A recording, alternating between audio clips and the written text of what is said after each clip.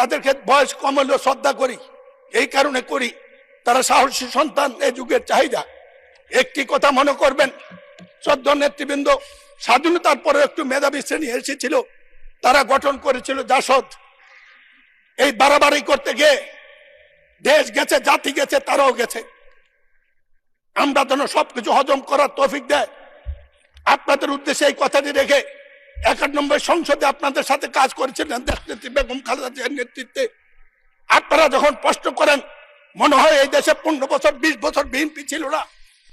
দেশনেত্রী বেগম খালেদা জিয়া জাতি, দেশ, মানুষের বিরোধী দলের অনেক বিরোধ অপেক্ষা করে জামাতের সাথে একসাথে কাজ করার জন্য আমরা অনেকে না চাইলেও বাধ্য করেছিল।